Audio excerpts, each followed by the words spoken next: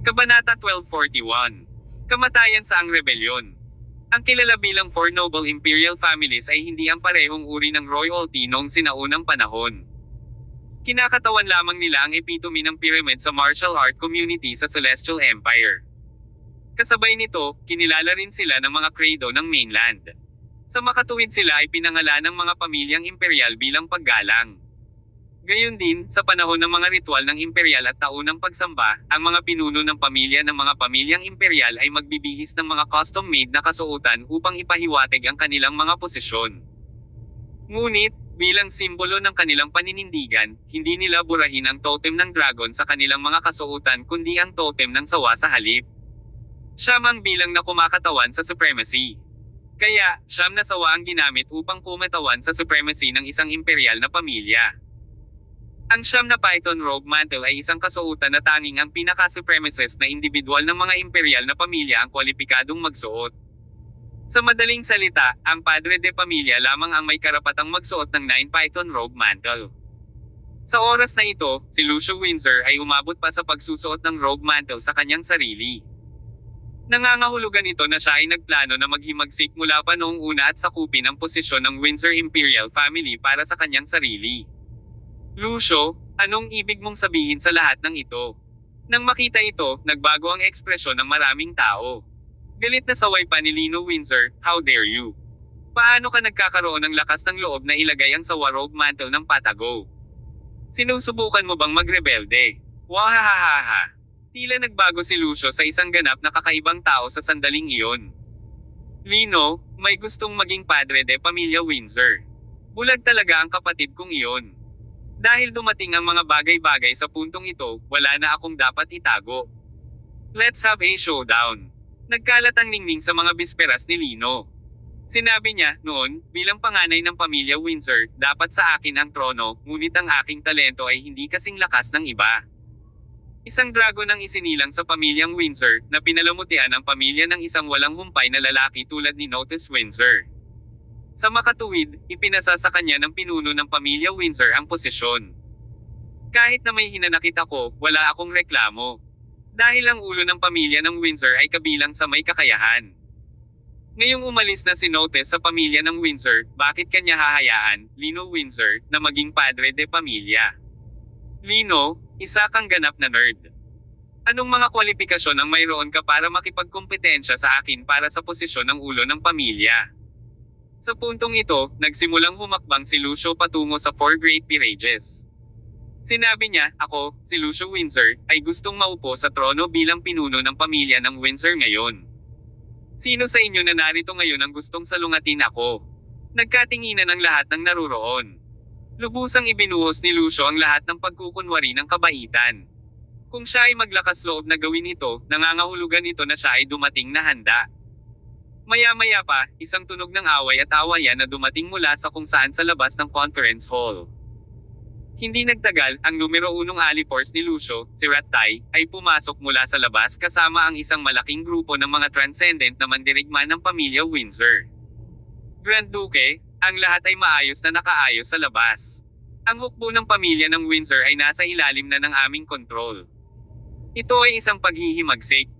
Nakumpirma na ang pangyayari ay isang out-out na rebelyon. Kanina, inayos na ni Lucio ang kanyang tauhan para mag-udyok ng rebelyon sa labas ng nasa kalagitnaan pa ng talakayan ang mga matatandang miyembro ng pamilya Windsor tungkol sa usapin ng Skeleton Island. Kaya, ang buong bagay ay itinakda na mula pa sa simula. Makuha man o hindi ni Lino at ng iba ang Skeleton King na tumstigo at kung gagamitin o hindi ni Tyr Summers ang Windsor Imperial Decree para supuin si Lucio, wala sa mga bagay na ginawa nila ang mahalaga. Matagal nang nagplano si Lucio para sa paghihimagsik. Ang dahilan kung bakit siya pumapayag na umupo dito at kausapin si Lino at ang iba pa kanina ay isang gawa lamang para matigil ang oras. Ngayong madaling inayos ng kanyang lalaki ang lahat sa labas, gaya ng inaasahan, hindi na kailangan pang tiisin ni Lucio ang kanyang pagkukunwari. Lucio, nagpakahirap ka pa sa pagre-rebelde. Tumayo ang isa sa 4 na dakilang peerage, nanginginig sa galit, itinutok niya ang daliri ng paninisi sa ilong ni Lucio at nagmura, sa ganitong uri ng ugali mo, ako ang unang makakalaban sa iyo kung gusto mong maging ulo ng pamilya Windsor. Kalabanan. Tumawa ng malakas si Lucio. Sa susunod na segundo, ang isa pang peerage na nakaupo sa tabi ng kalabang peerage ay biglang tumalikod at marahas na sinampal ang isang sampal sa ibabaw ng dibdib ng kanyang kaedad. Sa sampal na iyon, agad na bumulwak ang lalaki ng dugo sa kanyang bibig, kasunod ang paglipad ng kanyang buong katawan pabalik. Valdez, anong ginagawa mo? Ang peerage na iyon ay bumulwak ng dugo mula sa kanyang bibig. May bakas ng sakit sa kanyang mukha habang nakatitig sa peerage na nagngangalang Valdez, hindi makapaniwala. Sinusuportahan ko si Lucio na maging pinuno ng pamilya ng Windsor, walang ekspresyon na sagot ni Valdez. Pagkatapos, tumingin siya sa dalawa pang peerages at nagtanong, kumusta naman kayong dalawa? Nagkatinginan ng dalawang peerages na iyon. Nakapagtataka, tumango sila at nagpahayag ng kanilang suporta sa huli. Sa isang iglap, 3 sa 4 na dakilang peerage ng Senado ang nanindigan, na nagpapahayag ng kanilang pagpayag na suportahan si Lucio bilang ulo ng pamilya ng Windsor. All, na kung saan ay dapat na pinaghandaan. Dahil ang 3 sa 4 na dakilang peerage ay nanindigan, karamihan sa iba pang mga peerage ay hindi nang ahas na magsalita pa ngunit tumayo sa linya. Isang grupo ng mga taksil. Ang kulay ng kalabang kauri ay naging malagim na mapatla habang siya ay patuloy na nagmumura. Nagmamadaling lumapit si Lino upang tulungan siyang makatayo, sinenyasan siyang huwag magalit at huwag saktan ang sarili. Sa puntong ito, nagsimula ng pumanig ang Senado kay Lino. Ang natitirang bahagi ng nangungunang pamamahala ng pamilyang imperial ng Windsor ay tumayo din sa kanilang lugar. Sila ay nahulog sa isang dilema, clueless tungkol sa kung ano ang gagawin para sa isang oras. Ako, si Lucio Windsor, ang magiging pinuno ng pamilya Windsor ngayon. Sino sa inyo ang para sa akin, at sino ang laban sa akin? Iniskan ni Lucio ang lahat, isa-isa sa karamihan. Ang ilan sa mga nangungunang management na sa simula ay tapat na sumunod sa pamumuno ni Lucio ay tumayo sa unang pagkakataon at pumanig kay Lucio. Napansin ng mga piniling manindigan na neutral ang momentum ni Lucio na walang pagtutol. Kaya't nagpasya din silang tumayo kasama si Lucio. Sa isang pagkakataon, halos 80% ng karamihan ang pumanig kay Lucio. Sa kabaligtaran, ang orihinal na ulo ng pamilya, si Lino Windsor, ay may kaunting mga taga-suporta sa kanyang panig. Tinitigan ni Lucio si Lino na may panalo na poster at masiglang sinabi, Lino, 80% ng pamilya ang sumusuporta sa akin. Maging ang hukbo ng pamilya Windsor ay nasa utos ko rin. Ano pa ang masasabi mo sa akin? Nakakatakot ang ekspresyon ni Lino. Bagamat nag-aatubili siyang sumuko at ayaw niyang bigwan ang Windsor King. Gayunpaman, sa oras na ito, maliwanag na ang barko ay naglayag. Gayunpaman, tumayo si Tyr. Muli, ipinaliwanag niya ang Windsor Imperial Decree at nagtanong, Lucio, kaya hindi mo man lang kinikilala ang Windsor Imperial Decree ngayon? Kumunot ang noo ni Lucio at sinabi, Tyr, dahil sa pagiging alagad mo ng hari ng Windsor, maaari kitang palayain hanggat ibibigay mo ang utos. Hehe. Isang malamig na tawa ang pinakawalan ni Tyr at sinabing, ang kautusan ay ipinasa sa akin ng aking Panginoon. Paano ko ibibigay sa iyo? Sa puntong ito, naging seryoso rin ang ekspresyon ni Tyr, at isang mapang-akit na aura ang lumabas sa kanyang katawan. Ito ay medyo maliwanag na, sa sandaling ito, si Tyr ay nagbago sa ibang tao. Ipinasa ni Windsor King ang utos kay Tyr na payagan siyang i-play ang eksenang ito ngayon. Gusto niyang tulungan ni Tyr ang kanyang pamilya na alisin si Lucio, ang magiging problema ng kanyang pamilya. Hindi ito kayang gawin ng kanyang amo dahil sa pagmamahal sa kapatid, kaya't maaari na lamang niyang ipaubaya ito kay Tyr. Gaano kawili-wili? Marahang tinapik ni Tyr ang kanyang kamay sa kanyang noo. Sa susunod na segundo, ang parehong ningning ay nagamok sa kanyang mga mata. Lucio, ikaw ang nagsimula ng rebelyon. Walang pumipilit sa iyo. Ngayon, mayroon akong ilang salita para sa iyo. Ang mga nagre-rebelde ay kailangang mamatay. Kabanata 1242. Ang paghihimagsik. Kailangang mamatay ang mga rebelde. Napakayabang at nangingibabaw na parirala. Sa oras na ito, na-corner sina Tyr Summers at Lino Windsor. Gayunpaman, nagawa pa rin ni Tyr na isigaw ang mga ganoong salita. Kung sa bagay, nakakagulat ang ginawa ni Tyr. Taliwas ito sa inaasahan ng maraming tao. Si Tyr ay hindi hihigit sa alagad ni Windsor King. Nasa kamay niya lamang ang Windsor Imperial Decree na nagsisilbing simbolo lamang ng pagkakakilanlan. Ngunit sa oras na ito, hayagang nag-alsa si Lucio Windsor. Dahil sa pangyayari, ang Windsor Imperial Decree ay itinuturing pa rin bilang isang bagay na may bisa. Maliban kung muling nagpakita si Windsor King ngayon, kung hindi, si Lucio ang uupo bilang pinuno ng pamilya Windsor ngayon. Talagang walang anumang pagkakataong magbago. Kung ganoon nga ang kaso, bakit ganoon na lamang ang kikilos ni Tyr? Kamatayan sa rebelde. Muli, tumawa ng malakas si Lucio. Then, he retorted, Tyr, ako ang lehitimong tagapagmana ng Windsor family. Kayo ang mga rebelde. Sa puntong ito, wala nang ganang magsabi pa si Lucio. Ngunit, dahil tumanggi si Tyr na ibigay ang utos, siya, si Lucio, ay hindi siya pinayagan na umalis sa asyenda ng buhay ngayon. Ibaba mo sila para sa akin. Kasabay ng utos ni Lucio, ang peerage sa tabi niya, si Valdez, ang unang sumugod sa Tyr. Nagsimula siya sa pamamagitan ng paghagis ng suntok gamit ang kanyang kamao na nababalutan ng napakalakas na layer ng masiglang enerhiya. Bilang isa sa 4 great peerages ng Windsor family, ang lakas ni Valdez ay talagang hindi minamaliit. Si Tyr, gayunpaman, malamig na bumantong hininga at walang kahit katiting na takot. Nagpasabog din ng suntok si Tyr para makaganti sa atake. Bagamat wala siyang panloob na lakas, ang kanyang lakas sa pakikipaglaban ay matagal nang umabot sa isang kamangha-manghang antas. Nagsagupaan ng 2 kamao, at umalangaw-ngaw sa hangin ang isang muffled sound. Pagkatapos ng round, tumayo si Tyr sa kanyang orihinal na pwesto habang si Valdez ay umatras ng 3 mabilis na hakbang. Namamanhid ang kanyang perlekyo. Isang matinding sakit ang dumaan sa kanyang katawan, mula sa kamao hanggang sa kanyang balikat. Tila namangha si Valdez. Si Tyr ay karapat-dapat na maging alagad ng Windsor King. Ang kanyang lakas ay nakakagulat na magiting. Basagin mo siya. Nang makitang nabigo si Valdez na ibaba si Tyr, medyo nagalit si Lucio. Agad na pinamunuan ni Rattay ang isang malaking grupo ng Windsor family transcendent powerhouses upang sumugod patungo kay Tyr at sa iba pa kasabay ng isang dumadagandong na dagandong. Tila kahit matagumpay na naaga ni Lucio ang trono ngayon, wala siyang balak na hayaang makalayo ng buhay sina Lino Windsor at Tyr.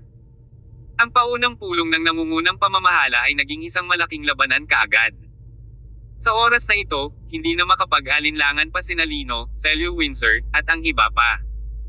Kaya't sumugod sila sa digmaan at nakipaglaban sa mga mandirigma na pumanig kay Lucio. Umalis muna tayo dito. Ang bilis ng 9 steps to disorientation ay lumabas sa isip ni Tyr. Hinawakan niya ang armor dagger sa kanyang kamay at tuluyang nalagpasan ang pagkubkob ng kanilang kaaway.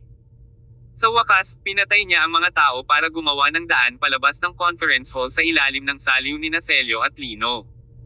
Samantala, nagpapatuloy pa rin ang iba't ibang labanan sa labas mismo ng Windsor Imperial Family Manor. Nang simulan ng mga tauhan ni Lucio ang panloob na paghihimagsik, ang mga tauhan ni Lino ay gumawa ng pagtutol sa unang pagkakataon. Gayunpaman, nag-set up si Lucio ng maraming kaayusan sa loob ng pamilya Windsor sa mahabang panahon. Sa ngayon, kung ito man ay Windsor Legion o iba pang transcendent na manlalaban ng Windsor Imperial Family ay lahat ay sunod-sunyarin sa ilalim ng utos ni Lucio. Kasabay nito, ang iba pang mga transcendents na mandirigma ay nagpakita dito, lahat sila ay nag-alaga para sa tulong ni Lucio. Gayon din, dati ay nagdusa si Lino ng napakalaking kawalan upang harapin ang Skeleton Island. Sa makatuwid, ang mga talento sa ilalim ng utos ni Lino sa loob ng pamilyang imperial ng Windsor ay medyo kakaunti. Hindi nagtagal, ang buong pamilya ng Windsor ay nahulog sa ilalim ng kontrol ng mga tauhan ni Lucio. Nang si Tyr at ang kanyang grupo ay pumatay ng mga tao upang tahakin ang kanilang landas mula sa loob ng conference hall, nakita nila ang daan-daang lalaki na nakatayo sa kanilang harapan. Lahat sila ay nakasuot ng custom-made battlesuit ng Windsor Imperial Family. Sila ay tumingin ng kahanga-hanga. Lahat sila ay mga super elite ng Windsor Legion of Windsor Imperial Family. Ramiros, hahawakan mo ba ang kandila ng halimaw? Ang mga kalamnan sa mukha ni Lino ay kumikibot ng husto nang matitigan nila ang pinuno ng Windsor Legion sa kanilang tapat. Ito ay isang nasa katanghaliang gulang na lalaki na may matibay na figure na may mahabang espada na nakasabit sa kanyang baywang. Hinugot ng lalaking nagngangalang Ramiros ang mahabang espada sa kanyang baywang at sinabing, Lino, ang iyong magandang araw ay wala na. Ngayon, ang buong pamilya ng Windsor ay nasa ilalim ng kontrol ng Grand Duke. Kaya, dapat mong ibaba ang sandata sa iyong kamay at magbitiw sa iyong kapalaran. Kayong grupo ng mga taksil. Malakas na pagmumura ni Lino. Kahit na siya ay nakatakdang mamatay sa larangan ng digmaan ngayon, walang paraan na kilalanin niya si Lucio bilang padre de pamilya. Wow! Lino, ikaw ang hindi nakakaalam ng chok sa keso. Sa mga oras na ito, hinabol sila ni Lucio at ng kanyang grupo palabas ng conference room. Ang kanyang mga tauhan ay nakapaligid kay Tyr, Lino, at iba pa. Dahil hindi mo alam kung ano ang mabuti para sa iyo, kung gayon ang lahat ay dapat kang mapunta sa kamatayan ngayon. Tapusin mo sila para sa akin. Utos ni Lucio. Walang karagdagang pagkaantala, si Ramiros at ang iba pa ay sumugod patungo kay Lino at sa kanilang kalaban.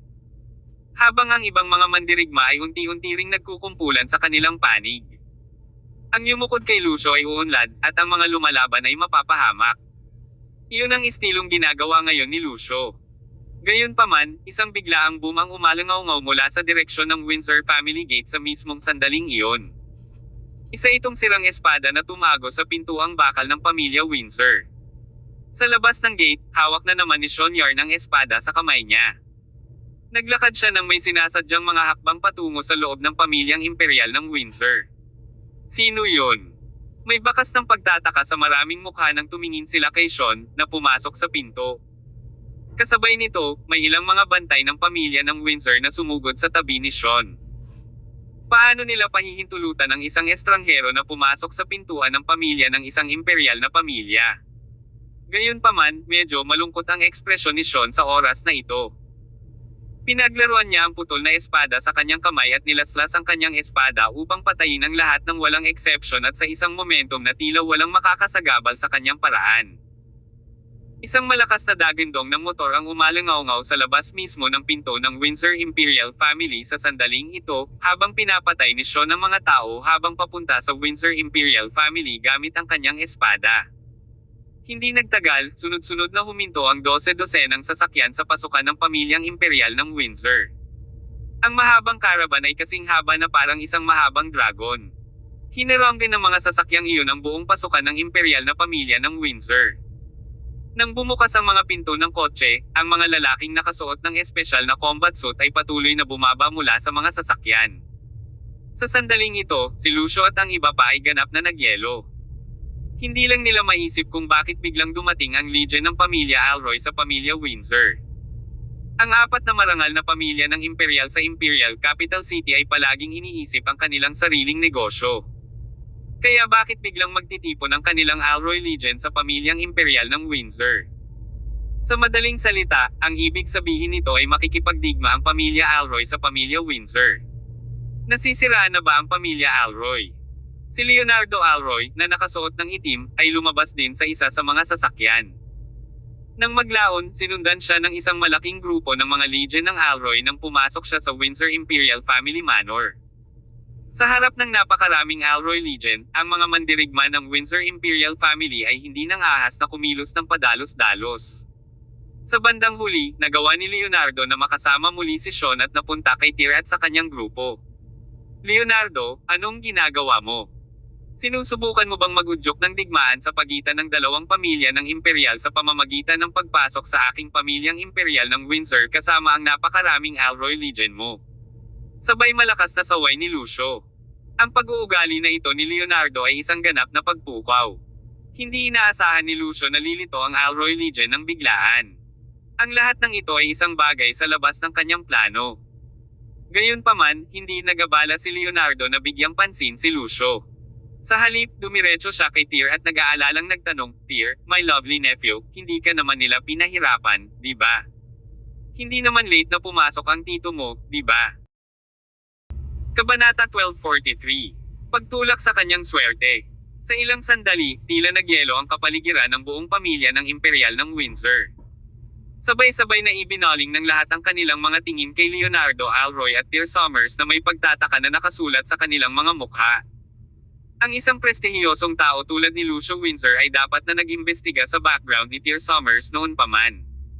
Natural, dapat alam niya ang relasyon ni Tyr at ng Alroy Imperial Family.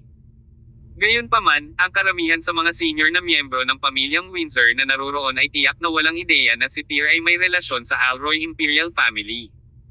Ang katotohanan na si Leonardo Alroy ay magpapakahirap at tumawag kay Tyr na kanyang pamangkin ay higit pa sa sapat upang ipakita kung gaano kalapit ang relasyon ni Tyr at Leonardo. Bahagyang tumango si Tyr. Hindi na siya nagulat sa biglang pagsulpot ng mga miyembro ng Alroy Imperial Family. Para bang nahulaan na niya ang lahat ng ito sa simula pa lang o inaasahan na niya ito noon pa man.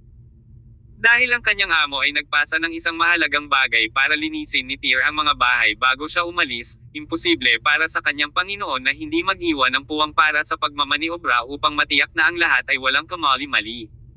Kaya naman, bago umalis si Beggar King, sinadya niyang bumisita sa Mad King. Sa madaling salita, nangangahulugan ito na ang paraan ng pagtakas ni Beggar King ay dapat may kinalaman sa pamilya Alroy. Oo naman, dumating si Leonardo sa eksena kasama ang Alroy Legion sa nick of time nang itinakda ni Lucio Windsor ang bola para sa kanyang pagre-rebelde ngayon. Lolo Sean, nandito ka rin. Medyo nagulat kay Tyr ang hitsura ni Sean Yarn. Iyon ay dahil, sa opinyon ni Tyr, bumalik lamang si Sean sa Imperial Capital City upang tulungan si Dalton Alroy na mag-imbestiga sa Red Moon Institute. Kaya, malamang na hindi siya masangkot sa pakikibaka sa pagitan ng mga pamilya ng Imperial, tulad ng sa pagitan ng pamilya Alroy at Windsor. Gayunpaman, nandito ngayon si Sean, na ikinagulat ni Tyr. Nakangiting naglakad si Sean papunta kay Tyr. Pagkatapos, lumipat siya sa tapat ng tenga ni Tyr at mamulong, Tyr, may magandang palabas na mapapanood ngayon. Isang magandang palabas. Tama, malalaman mo din agad. Sa sandaling ito, nang makita ni Lino Windsor, Celio Windsor, at iba pa ang mga miyembro ng pamilyang Alroy na dumaan, bahagyang napawi ang kanilang unang kaba. Gayunpaman, hindi rin sila masyadong nagulat dahil tila alam na rin nila na ang pamilya Alroy ay tutulong sa kanila ngayon. Hindi nagtagal, parami ang Alroy Legion na naglalakad patungo sa kanila mula sa labas. Bawat isa sa kanila ay nababalutan ng nagbabantang intensyon na pumatay. Gayunpaman, hindi sila bahagyang mas mababa kumpara sa Windsor Legion. Malungkot ang mga ekspresyon ni Lucio at ng iba pa. Sila ay kumukulo sa galit sa kaibuturan. Isang hakbang pasulong si Lucio, at sinundan siya ng 12 ng mga transcendent na mandirigma upang sabay-sabay na umaban. Handa silang talunin ang ilong ng kanilang kalaban. Galit na pinandilatan ni Lucio si Leonardo at malamig na nagtanong, Kido, ano ang ibig mong sabihin dyan? Batay sa seniority, si Leonardo ay isang henerasyon na mas bata kay Lucio. Gayunpaman, kung magsasama sila sa mga karaniwang araw, walang alinlangan na magiging magalang si Leonardo kay Lucio at tatawagan siya bilang Uncle Windsor. Ngunit ngayon, diretsyong nakatingin si Leonardo sa mga mata ni Lucio. Sa harap ng pag-aalsa ni Lucio, hindi nagbago ang ekspresyon ni Leonardo. Sa kabaligtaran, ang kanyang mga mata ay puno ng pangungutya. Walang pakialam na sagot ni Leonardo. Ito ay eksakto sa nakikita mo. Ako, si Leonardo Alroy, ay dumaan kasama ang Alroy Legion upang maging panauhin ng iyong pamilya Windsor. Isang bisita. Hinamak siya ni Lucio, at halatang galit na galit siya. Pinagalitan niya, Leonardo, gaano ka nang ahas na dalhin ang Windsor Legion sa aking pamilyang Windsor? Ang apat na marangal na pamilya ng Imperial sa Imperial Capital City ay hindi kailanman nasangkot sa negosyo ng isa't isa. Sinusubukan mo bang magudyok ng digmaan sa pagitan ng dalawang pamilya ng Imperial? Sa puntong ito, muling tumawa ng malakas si Lucio. Good. Splendid. Sinusubukan ng pamilya mong Alroy na i-provoke ang pamilya ko sa Windsor, tama ba? Dahil ganoon nga ang kaso, kahit nalipulin ka ng pamilya Alroy ko ngayon, walang tagalabas na makakapagsabi tungkol dito. Si Lino na nakamasid sa gilid ay hindi na makayanang masaksihan ang lahat ng ito. Lumapit siya at sumagot, Lucio, lantaran kang nagrebelde sa pamilya Windsor. Hindi ako patay, pero iniisip mo na ang iyong sarili bilang pinuno ng pamilya Windsor. Wala ka pang masasabi sa pamilya Windsor. Si Brother Leonardo ay iniimbitahan ko dito ngayon. Ano? Galit na saway ni Lucio. Mababa ang tingin niya kay Lino ngunit pinagpatuloy niya ang pagsaway kay Leonardo, anak, nandito ka ba para tulungan si Lino? This is an internal matter of my Windsor family. It's none of your business to involve with my family matters. May punto si Lucio. Ang apat na marangal na pamilya ng Imperial ay namamahala sa kanyang paraan. Walang sino man ang napunta upang pukawin ang iba. Mula nang itatag ang apat na marangal na pamilya ng Imperial sa Imperial Capital City, ito ay isang hindi nababagong tuntunin. Para sa lahat ng mga bagay na naganap ngayon, ang insidente ay hindi nagsasangkot ng anumang iba pang puwersa ngunit panloob lamang na labanan sa loob ng pamilya Windsor. Sa oras na ito, dinala pa ni Leonardo ang kanyang tao sa pamilya Windsor upang gumawa ng kaguluhan. Kaya't kahit anong tingin nito, ang ugali ni Leonardo ay hindi naaayon sa mga tuntunin. Hindi na muling nagsalita si Leonardo. Dahil sa pangyayari, naisip ni Lucio na matagumpay niyang napigilan si Leonardo sa kanyang mga pahayag. Tawa ng tawa si Lucio. Aniya, Leonardo, kung ayaw mong makondena ang pamilya Alroy ng publiko, iminumungkahi kung isama mo ang iyong mga tao at umalis ka na para hindi tayo magkita sa battleground mamaya. Isa pa, dahil pamangkin mo si Tyr, hindi kita pahihirapan kung gusto mong kunin siya ngayon. Ang mga salita ni Lucio ay itinuturing na pinakamahalagang konsesyon na maaari niyang gawin. Ayon sa inisyal na plano ngayon ni Lucio, pagkatapos niyang maglunsad ng rebelyon, hindi lang niya aagawin ang trono, kundi lilipulin niya sina Lino, Celio, at lahat ng kumakalaban sa kanya sa kanilang angkan. Bilang karagdagan, dahil si Tyr ay disipulo ni Windsor King, ginawa rin niya ang listahan ng kamatayan ni Lucio dahil hawak ni Tyr ang Windsor Imperial Decree sa kanyang kamay. Sa ibang mga salita, siya ang tagapagsalita ng Windsor King sa pamilya Windsor. Kaya, kinailangan ni Lucio na patayin si Tyr para lubusang maresolba ang kanyang mga alalahanin at maupo ng matatag sa trono ng ulo ng pamilya Windsor. Ngunit, hindi niya inasahan na magiging napakalupit ni Leonardo Alroy na dadalhin niya ang napakaraming Alroy Legion sa kanyang pamilya Windsor para iligtas ang kanyang pamangkin. Tama iyon. Sa palagay ni Lucio, malamang na nagpakita si Leonardo para kay Tyr dahil alam na alam ni Lucio sa kanyang puso na walang gaanong relasyon sa pagitan ni Leonardo at Lino. Kaya naman, hindi gagawa ng paraan si Leonardo na gumawa ng ganoong malaking hakbang at makipagdigma sa pamilya Windsor upang tulungan si Lino. Kaya naman, hanggat umatras si Lucio at pumayag na kunin ni Leonardo si Tyr, wala nang matitirang salita para sabihin ni Leonardo. Sa wakas, gayunpaman, umiling si Leonardo at ipinaliwanag, Lucio, sa palagay ko marahil ay hindi mo naiintindihan. Hindi ako pumunta dito ngayon para sa kaligtasan ni Tyr. Anong ibig mong sabihin dyan? Malaking pagbabago ang ekspresyon ni Lucio. Sagot ni Leonardo, ako, si Leonardo Alroy, ang gagarantya sa kaligtasan ni Tyr ngayon. At, ganoon din kay Lino. Paprotektahan ko rin siya ngayon. How brazen of you. Nagngangalit si Lucio sa galit. Pagkatapos, pinagalitan niya, Leonardo, huwag mong ipilit ang swerte mo. Push my luck. Nakangiti pa rin si Leonardo habang umiiling, ngunit ang kanyang ekspresyon ay naging malungkot sa susunod na segundo. Pagkatapos, sa wakas, sinabi niya, oo, tama ka. Gusto kong maging mata ko ng walang kasiyahan. Hindi lang gusto kong protektahan si Lino ngayon, kundi tutulungan ko rin si Lino para lipulin ka, ang taksil ng pamilya Windsor.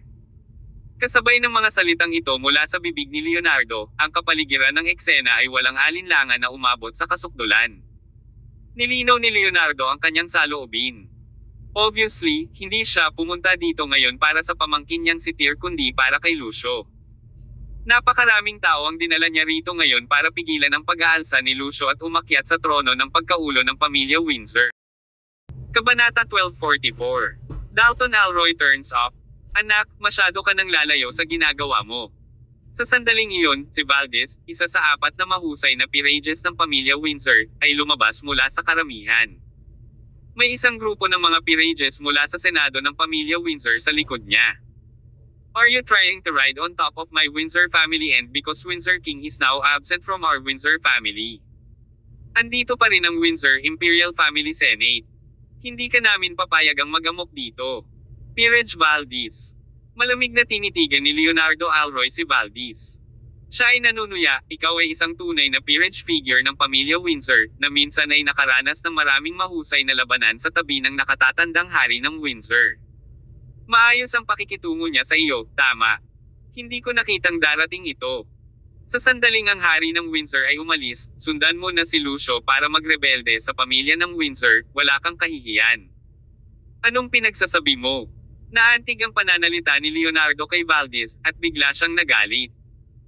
Bilang nangungunang peerage ng Windsor Imperial Family Senate, ang mga taong tulad niya ay karaniwang isang malakas na presensya sa pamilya Windsor. Kung gayon, paanong ang isang taong tulad niya ay matitiis ang anumang kapintasan mula sa iba? Ako, si Valdez, ay gumugol ng buong buhay sa pagtatrabaho at pagbabantay sa pamilya Windsor. Talagang pinili ng hari ng Windsor si Lino na pumalit sa posisyon ng ulo ng pamilya Windsor, ngunit kung, at maaaring nagkamali ang mga desisyon ko. Napangisi si Leonardo sa pagsasalita ni Valdez. Marahil, tunay na iniisip ni Valdez ang higit na kabutihan ng pamilya Windsor, ngunit kapag ang isang rebelde ay palaging magiging rebelde. Maaari bang ang isang tao na may katayuan na si Otis Windsor bilang hari ng Windsor ng pamilyang Windsor ay may mas masamang lasa kaysa sa isang tulad ni Valdez? Ang dahilan kung bakit pinili ni Windsor King si Lino bilang pinuno ng pamilya ay higit pa sa pagsukat ng kakayahan ng isang tao batay sa kanilang unilateral na kakayahan. Sa kanyang opinyon, masyadong brutal ang ugali ni Lucio. Ito ang pangunahing dahilan kung bakit hindi niya pinili si Lucio bilang padre de pamilya. Leonardo, nananatili ang aking paninindigan. Ang iyong pamilyang Alroy ay walang karapatang makialam sa mga panloob na usapin ng aming pamilyang Windsor. Kung ayaw mong magsimula ng digmaan sa pagitan ng dalawang pamilya ng imperial, mangyaring umalis ka agad. Nauubos na ang pasensya ni Lucio. Matagal na niyang hinihintay na dumating ang araw na ito. Hinding-hindi siya papayag na masira ang kanyang plano, lalo na ngayong malapit na ito ay halos matikman na niya ito. Si Leonardo, gayunpaman, ay walang balak na umalis. Bigla siyang tumawa at nagpakawala ng malakas na tawa. Lucio, tama ang ginawa mo. Sa katunayan, kami, ang Alroy Imperial Family, ay hindi kwalipikadong makisali sa internal affairs ng iyong Windsor Imperial Family. So, bakit hindi ka umalis ngayon? Pero, inilipat ni Leonardo ang paksa, anything related to Red Moon is related to our Alroy Imperial Family's charge. Red Moon.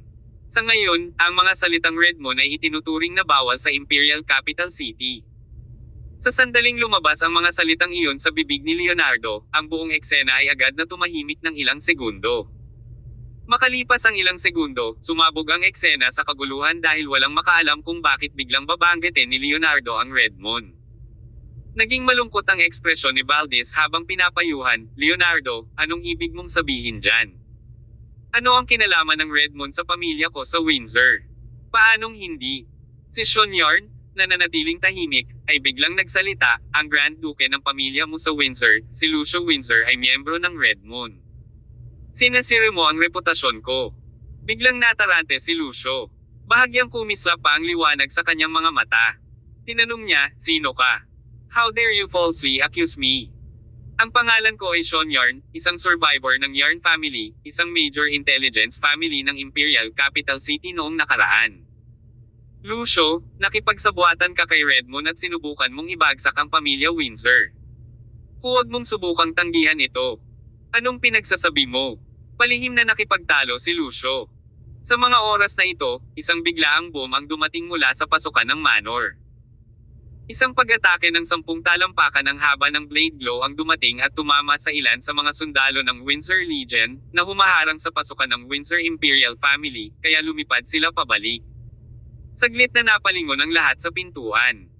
Pagkatapos, ang lahat ay hindi namamalayan na nagpipigil ng hininga. Mad King. Dalton Alroy. Nang bumulala si Lucio, nagsalita ito sa nanginginig na boses. Nanlaki pa ang mga mata ni Valdez at ng iba pang nasa gilid. Ang mga ekspresyon nila ay parang hindi makapaniwala. Walang inaasahan na biglang lalabas si Mad King sa pamilya Windsor sa sandaling ito. Hindi ba nawala na ang taong ito? Sa oras na ito, si Dalton ay may dalang mahabang kutsilyo sa kanyang kamay, at ang kanyang katawan ay natatakpan ng pagpatay na intensyon. Lumakad siya sa lahat ng paraan mula sa pintuan, at walang nang-ahas na tumayo sa loob ng 5 metro mula sa kanya. Saglit, ang mga miyembro ng pamilyang Alroy at Windsor ay lumapit sa Dalton at binati siya. At iyon ang malinaw na indikasyon ng pinakamataas na katayuan, na tinangkilik ng 4 na emperador sa pamayanan ng martial art ng Celestial Empire. Ama, Lolo, Kuya Dalton. Sina Leonardo, Tyr, at Sean ay binati si Dalton sa unang pagkakataon. Bahagyang tumango si Mad King bago siya dirdiretsong naglakad patungo kay Lucio. Nang makitang papalapit si Dalton sa kanya ng sunod-sunod, naramdaman ni Lucio na tumataas ang presyon ng kanyang dugo. Parang may primitive beast na lumalapit sa kanya. Lucio, tell me, kasabwat mo ba si Red Moon? Naramdaman ni Lucio na bumilis ang tibok ng kanyang puso, at maging ang kanyang paghinga ay bumibilis at mas mahirap. Si Lucio, bilang nakatatandang kapatid ni Notice Windsor, ay nakatanggap din ng maraming pagsasanay sa paglilinang at mga mapagkukunan mula sa pamilya Windsor mula sa murang edad pagdating sa paglaban sa lakas. Siya ay isang malakas na mandirigma, ngunit may maliit na agwat sa kanyang kakayahan kumpara sa apat na emperador ng Celestial Empire. Ako, wala akong ideya sa sinasabi mo. Walang kamalay-malay na umatras si Lucio at medyo panik na sumagot. Hindi mo ina-admit. Malamig ang mga mata ni Dalton. Agad niyang itinoon ang kanyang tingin sa isang individual na nakatayo sa hindi kalayuan sa likuran ni Lucio. Ang lalaking iyon ay parang nasa early 30s, na may crew cut na hairstyle, at naglalabas ng aura ng aloofness at kawalang interes. Ang lalaking ito ay isang transcendent fighter. Nang hilingin ni Lucio sa kanyang mga tauhan na maglunsad ng isang paghihimagsik, isang transcendent fighter na tulad niya ang nagbigay ng napakalaking tulong sa mga tauhan ni Lucio. Kaya naman, nakontrol niya ang buong sitwasyon sa napakaikling panahon. Sa harap ng mabangis na tingin ni Dalton, napaatras ang lalaking iyon na parang may nagawang mali. Boom! Sa sandaling ito, biglang itinaas ni Dalton ang espada sa kanyang kamay at ibinato sa lalaki. Napaka-domineering ng slash na iyon. Ang kapangyarihan sa loob ng pag-ataking iyon ay hindi mailarawan. Naging sanhi ng paglabas ng malamig na pawis ng lalaking iyon dahil sa takot. Subconsciously, pinilit niyang ilabas ang kanyang panloob na lakas para maging shield, sinusubukang hadlangan ang mga laslas ni Dalton. Gayunpaman, ang kalasag na iyon ay mahina na parang gawa sa papel sa ilalim ng paparating na espada ni Dalton. Isang muffled sound ang umalangaw-ngaw.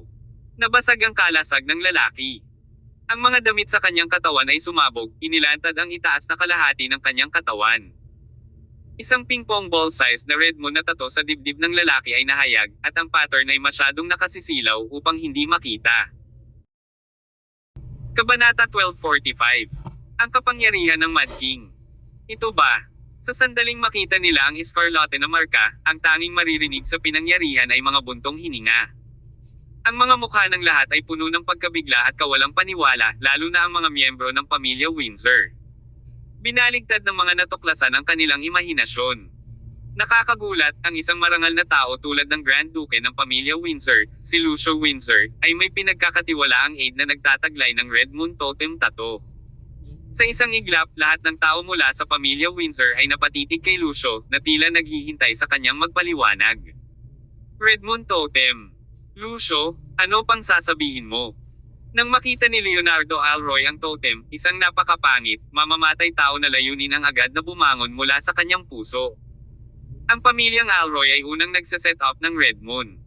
Matapos ang Red Moon ay laganap sa Imperial Capital City at nagdulot ng matinding kaguluhan, ang pamilya Alroy ay hinahabol ang institute sa lahat ng mga taon na ito. Gayunpaman, ang misyon ay nagdulot din sa pamilya na dumanas ng napakalaking pagkalugi mismo.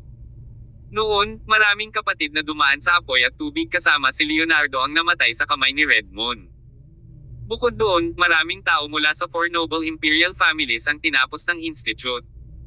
Sa ngayon, hindi na responsibilidad ng pamilya Alroy ang pagharap sa Red Moon. Lahat ng iba pang imperial na pamilya sa Imperial Capital City at iba pang makabuluhang powerhouses ay kinasusuklaman din ng instituto. Hindi na hinintay ng lahat na patayin ang mga miyembro nito. Ngunit, walang sino man ang mag-aakala na si Lucio, isang Grand Duke ng pamilya ng Windsor, ay magpapakahirap na makipagsabuatan kay Red Moon. Mahirap para sa sino mang tanggapin. Sa oras na ito, si Leonardo at maging ang ilan sa mga makapangyarihang mandirigma ng pamilya Windsor ay nakatitig kay Lucio na may pagpapahayag ng didisguise na galit at pagpatay na intensyon. Gayunpaman, kahit sa oras na ito, gusto pa rin ni Lucio na ipagtanggol ang sarili. Malamig siyang ngumuso at sinabing, ano ang dapat kong sabihin? Hindi ko maintindihan ang ibig mong sabihin. Estranghero sa akin ang lalaking ito. Sa sandaling sinabi niya iyon, pinandilatan ni Lucio itong transcendent na may crew cut na hairstyle ng masama at sumigaw, you belong with Red Moon. How dare you lurk around me? Pumunta sa kamatayan. Sa sandaling ito, nagpa siya si Lucio na patayin ang lalaking iyon upang maiwasang ibunyag ang kanyang mga lihim. Ito ay ang parehong mapagpasyang bagay tulad ng kung ano ang ginawa niya kanina upang tapusin ang Skeleton King. Bagamat kayang hampasin ni Lucio sa sobrang bilis, sa sandaling itinaas niya ang kanyang kamay, may humampas sa kanya dito. Whoosh! Isang napakasilaw na liwanag ng talim ang tila bumaba mula sa langit. Naramdaman ni Lucio ang lamig na dumaloy sa kanyang likod at isang matalim na malamig na hanging-hangin ang dumaan sa kanyang tainga. Sa isang segundo, nakita niya ang isang hibla ng buhok na bumagsak mula sa kanyang sideburns. Iyon ang kanyang buhok. Ang masiglang enerhiya na kakatipon niya sa kanyang mga daliri ay nawala kaagad ng walang bakas. Napasinghap si Lucio sa gulat. Ang kanyang ekspresyon ay nagbago ng husto. Sa isang iglap, ang blade glow na iyon ay dumapo sa target nito. Boom! Nagkaroon ng nakakatakot na pagsabog. Nakapagtataka, ang transcendent na iyon na may crew cut ay napunit sa lugar ng blade light. Ganap na katahimikan. Ang buong eksena ay nahulog sa isang estado ng patay na katahimikan. Kahit na matagal nang alam ni Lucio kung gaano kalakas si Mad King, ang kanyang lakas sa sandaling ito ay higit pa sa imahinasyon ng lahat. Ang transcendent na iyon ay ipinadala upang salubungin ang kanyang isang suntok mula sa malayo. Kasabay nito, medyo natarante si Lucio. Gusto niyang tanggalin ang kanyang pagsunod, ngunit bakit siya matatalo ni Mad King para harapin ang lalaking ito? Hindi kaya naging kuko na naman ang utak ni Dalton. No need for you to handle it personally. Maglilinis ako ng bahay para sayo. Ngumisi si Dalton. Ang kanyang mga salita ay nakatulong kay Lucio na malutas ang mga pagdududa sa kanyang puso. Samantala, nang tumingin muli si Lucio kay Mad King, ang kanyang puso ay tumibok ng marahas. Iyon ay dahil sa mahinang nasulyapan niya ang kakaiba sa kanyang mga mata. Para bang nasa bingit na siya ng pagkataranta. Nasisiraan, anong nangyayari na naman? Nasisiraan na naman itong Dalton Alroy ngayon. Nakaramdam ng kilabot si Lucio sa kaibuturan. Pakiramdam niya ay may malaking mangyayari ngayon. Sa oras na ito, ang Transcendent Fighter na iyon mula sa Red Moon Institute ay kasing patay ng isang doornail. Ni hindi niya nagawang tumagal kahit isang galaw sa kamay ni Mad King. Walang kamalay-malay ang lalaking iyon na nalantad ang kanyang pagkakakilanlan sa oras ng kanyang kamatayan. Kung maaari siyang magsimulang muli, nais niyang ipadala sa ibang lugar ng Institute. Kahit saan ay mas mabuti kaysa pumunta sa pamilya Windsor at mawala ang kanyang buhay dito. Sa kasamaang palad, matagal nang naglayag ang barko. Dalton, ginawa mo ang isang kahangahangang trabaho. Nang makita ni Lucio na personal na pinatay ni Dalton ang lalaking iyon, agad itong nagbago ng isip. Aniya, lahat ay may karapatang patayin ang mga tao mula sa Red Moon. Ako ay itinatago sa kadiliman na mayroong isang Red Moon undercover sa paligid ko. Ngayong patay na siya, ito ay isang masayang pagtatapos para sa lahat. Ang implikasyon sa likod ng mga salita ni Lucio ay napakalinaw. Sinisikap niyang takasan ang kanyang krimen sa pamamagitan ng pagkamatay ng saksi dahil walang kinukwento ang patay. Gayunpaman, posible ba iyon? Humagalpak ng tawa si Mad King. Maya-maya, ibinoling niya ang kanyang ulo para tingnan si Sean Yarn, na kanina pa nanatiling nakapikit. Kaya naman, humakbang kaagad si Sean habang sinusuri niya ang ilang tao sa paligid ni Lucio na parang lawin. Lucio, hindi na kailangan ng sophistry. Sa tingin mo ba, isang tao lang ang nahanap natin? Dapat alam mo sa puso mo kung gaano karaming mga secret agent mula sa Red Moon Institute ang nasa paligid mo. Gusto mo bang pangalanan ko sila isa-isa? Medyo kalmado ang tono ni Sean noong una, pero biglang naging malalim ang boses niya sa sumunod na segundo. Arlan. Napatingin si Sean sa isang lugar sa likod ni Lucio at mahinang nagsambit ng pangalan. Ano? Malakas na hinatak ang katawan ni Lucio. Kasabay ng sinabi ni Sean, muling kumislap ang isang blade glow. Nataman na naman si Mad King. This time, sobra-sobra na ang eksena. Bago ito, ang ibang lalaki ay may oras pa upang mag-react. Sa pagkakataong ito, ang nakakatakot na liwanag ng talim ay agad na bumaba. Halos mangyari ito kasabay ng sinabi ni Sean. Ang liwanag ng talim na iyon ay mabangis na naglaslas mula sa ibaba hanggang sa itaas, na parang may ipinanganak mula sa kamatayan. Si Arlan ay tila nagkaroon ng kakilakilabot na gut feeling. Tumalikod siya para tumakbo, ngunit napakabagal niya, mas mabagal kaysa Mad King. Halos hindi na naibalikwas ng lalaking iyon ang kanyang katawan at nasa kalagitnaan pa rin ng pagtakas para sa kanyang buhay. Gayunpaman, ang liwanag ng talim na iyon ay tumama sa kanyang katawan sa isang stroke, na naghiwa sa kanyang katawan sa dalawa. Thud! Ang bangkay ay nahulog ng husto sa lupa, at ang nakasisilaw na pulang dugo ay bumulwak mula sa mga labi. Ang mas mapula pa sa dugo ay ang dugong Red Moon Totem Tattoo sa balikat ng lalaki. Gaya ng inaasahan, hindi nagkamali si Sean. Ang lalaking ito ay isa pang secret agent talaga. Sabihin mo sa akin, mga tao ng pamilya Windsor. Karapat-dapat bang mamatay ang sikretong ahente mula sa Red Moon? Dapat bang parusahan ng kamatayan ang mga taong nakipagsabuatan kay Red Moon? Dinala ni Mad King ang malamig na talam sa kanyang kamay. Naglakad siya pasulong habang binibigkas niya ang mga nagyayelong salitang iyon. Ang nakakatakot na pressure ay dumating na parang tidal wave. Pinadama nito ang lahat mula sa pamilyang Windsor ng sensasyon ng inis na umuusbong mula sa kanilang puso. Maging ang mga kapantay ng pamilya Windsor ay nakaramdam din ng gulat sa kanilang mga puso. Samantala, ang likod ni Lucio ay nababalot na ng makapal na pawis. Ang eksenang iyon ay nagdulot din ng halo-halong damdamin sa puso ni Tyr. Ang lalaking ito ay ang kanyang lolo, isang lalaking kilala sa kanyang kakaiba at labis na pananakot. Bagamat hindi gaanong nakipag-ugnayan si Tyr kay Mad King, nang tumingin muli si Tyr sa kanya, baka sa mga mata nito ang pagpapahalaga at paghanga. Walang masyadong tao sa napakalaking martial arts community ng Celestial Empire na maaaring magparamdam kay Tyr ng paghanga sa kaibuturan ng kanyang puso. Ang kanyang Panginoon, ang Haring Pulubi, ay mabibilang-bilang isa. Kasabay nito, ang kanyang lolo, si King Summers, ay nagbilang din ng isa, at ngayon ang kanyang lolo na si Mad King, ay gumawa din ng listahan. Kabanata 1246. Your turn. Sa oras na ito, ang Mad King, Dalton Alroy, ay papalapit na kay Lucio Windsor. Determinado si Lucio sa kaibuturan dahil alam niya na kapag ang mga bagay ay umunlad sa puntong ito, ang katotohanan ay darating sa liwanag. Bilang Grand Duke ng pamilya Windsor at ang biolohikal na nakatatandang kapatid ni Windsor King, tiyak na hindi masamang tao si Lucio. Sa oras na ito, sa kabila ng malakas, kahangahangang paraan ng Mad King, hindi malamang na lubusang madaig niya si Lucio. Dahil sa masamang sitwasyon, mabilis niyang inayos ang kanyang mga iniisip at pinakalma ang sarili. Alam niyang hindi maganda ang katapusan ng usapin ngayon dahil personal na dumating si Mad King sa eksena. Maraming iniisip si Lucio sa kanyang isipan. Mayroon lamang isang paraan upang pumunta ngayon. Kinailangan niyang lumaban hanggang sa kanyang kamatayan. Nakatago pa rin ang iba pang mga die-hard loyalists ni Lucio sa eksena kung saan nasaksihan nila ang nakakatakot na lakas ng labanan ni Mad King ngayon lang. Ang mga lalaking iyon ay transcendent. Gayunpaman, ang dalawang marangal na transcendent na nahulog sa kamay ni Dalton ay wala man lang lakas na lumaban. Tinadtad sila sa dalawa ng ganyan.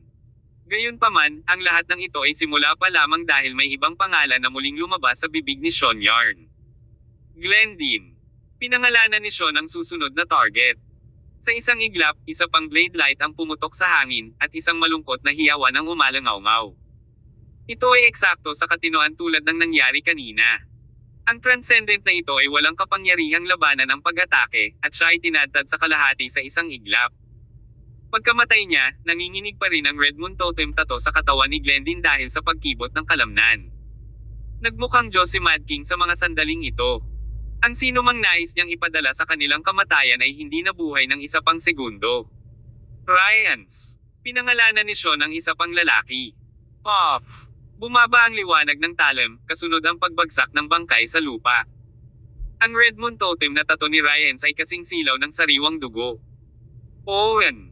Mamatay. Sa pagkakataong ito, personal na pinakilos ni Mad King ang kanyang katawan at ibinaba ang kanyang kutsilyo na parang isang sawa na tumakas sa hola. Pumapasok pa siya hanggang sa paglusot sa secret agent na iyon ng Red Moon. Splash! Bumulwak ang sariwang dugo, at nabahira ng likido ang kutsilyo sa kamay ni Dalton. Hinawakan ni Mad King ang mahabang kutsilyo pahiga at tumayo ng tuwid. Dahil sa poster na iyon ay tila siya ang halimaw na lumabas mula sa underworld na may walang katulad na mabangis na aura na buong lakas na sumabog sa buong eksena. Ngayon, ikaw na. Ibinaling ni Mad King ang kanyang ulo, at ang kanyang kakaibang tingin ay nahulog kay Lucio. Ang kanyang paa, na nakatapak pa rin sa Red Moon Totem na tattoo ng bangkay ni Owen, ay parang walang ingat at hindi mapakali. Naramdaman ni Lucio, na nakamasid sa pangyayari, ang pagtusok sa kanyang anit, at maging ang kanyang katawan ay medyo nanlambot. Bilang isa sa apat na emperador ng martial art community ng Celestial Empire, walang pag-aalinlangan ang lakas ng pakikipaglaban ni Mad King. Maging si Lucio, bilang nakatatandang kapatid ng Windsor King, na nasiyahan sa hindi mabilang na mga mapagkukunan ng pamilya Windsor sa mga nakaraang taon, ay hindi nakipagagawan sa apat na emperador.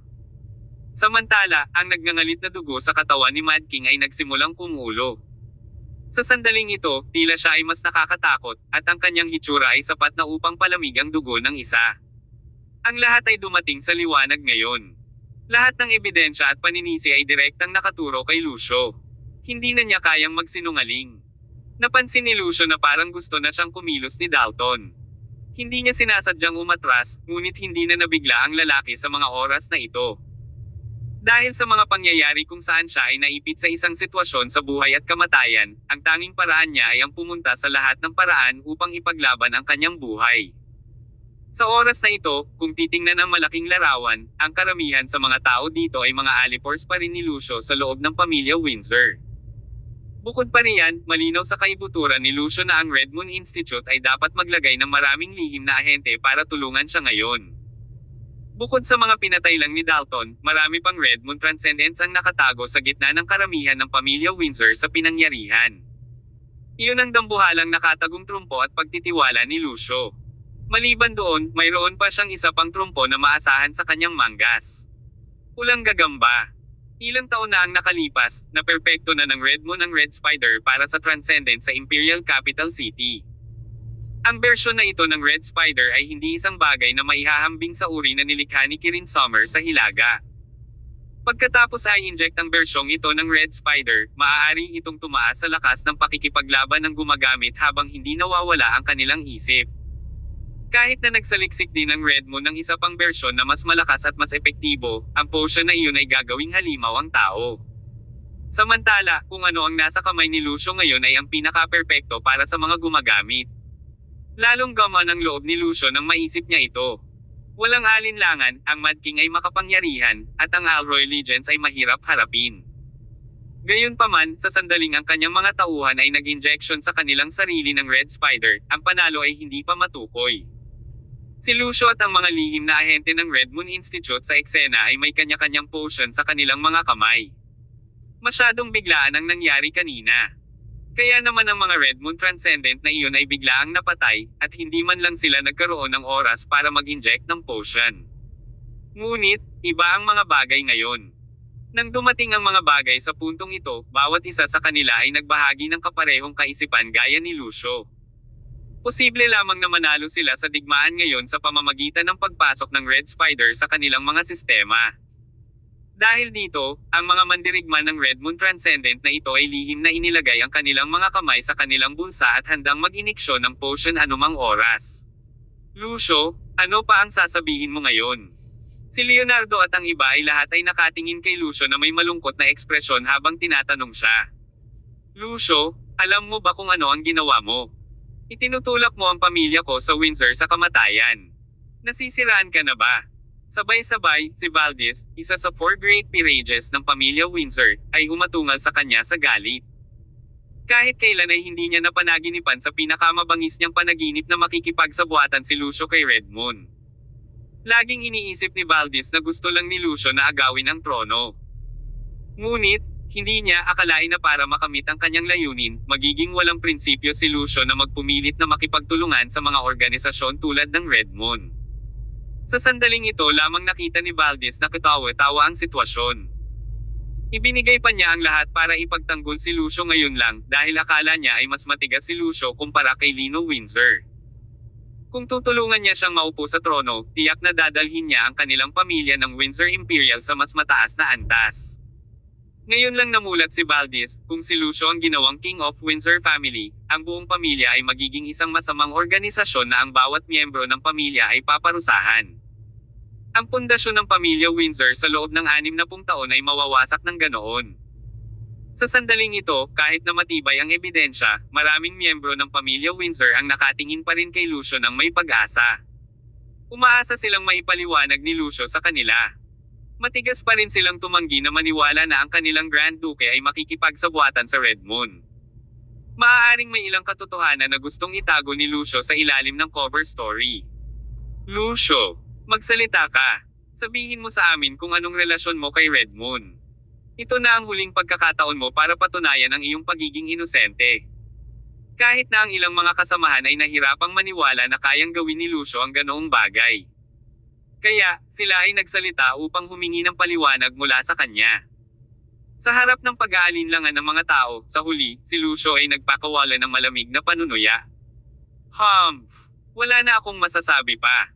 Dahil nalaman mo na, wala na akong saysay na magsabi ng kahit ano. Oo, nagtatrabaho ako sa Red Moon dahil ito ang mundo kung saan ang pinakamalakas ay nagiging hari. Kayong lahat, hindi dapat sumalungat sa instituto. Ang kalakasan ng Red Moon ay mahirap intindihin ninyong lahat. Alam ni Lucio na wala nang babalikan ngayon, kaya inamin na lang niya. Dahil sa sitwasyon, kung pupunta sila sa digmaan, ang mga nanalo ay hindi pa matukoy. Sa sandaling sinabi niya iyon, maraming mga miyembro ng pamilyang Windsor na naroroon ang ganap na nalulungkot sa kanyang paninindigan. Ang lahat ay natapos na. Kabanata 1247. Lahat ay may karapatan na patayin sila. Ang ekspresyon sa mga mukha ni Valdez at ng iba pang mga kasamahan ay nagbago ng husto. Nanginginig ang katawan ni Valdez sa sobrang galit. Sabi niya, Lucio, mawala ka. Sayang naman ang tiwala ko sa'yo. Pagkatapos noon, nagpalit kaagad ng kampo si Valdez at ang iba pa at pumanig kay Dalton Alroy at sa iba pa. Red Moon. Karapatan ng lahat na patayin sila. Red Moon. Lahat ay may karapatang patayin sila. Sa isang iglap, umalangaw-ngaw ang gayong galit na dagindong sa buong pamilya ng Windsor. Nagpunta ito ng walang sinasabi. Ang unang sumigaw ng pahayag na iyon ay si Lino Windsor. Nagugat pa rin ang pundasyon ng pamilyang imperial ng Windsor, at gayon din ang kanilang integridad. Sa loob ng ilang panahon, maraming nakatatanda na miyembro ng pamilya Windsor, na handang sumunod sa pangunguna ni Lucio sa simula, ay muling nagposisyon. Kinampihan nila sina Lino, Dalton Alroy, at iba pa matapos ang kumpletong paghahayag ng pakikipagsabuatan ni Lucio Windsor kay Red Moon. Gayunpaman, sa harap ng sitwasyon, tumawa pa rin ng malakas si Lucio, taliwas sa pangyayari. Good, fabulous. Since this is your choice, then I will show you what regret means today. Sa puntong ito, galit na nakatingin si Lucio kay Dalton Alroy. Nagbanta siya, Dalton, sa tingin mo ba nasa kamay mo na ang laro? Sa tingin mo ba mapapabagsak mo ako? Ipapakita ko sa iyo kung ano ang tunay kong kaya.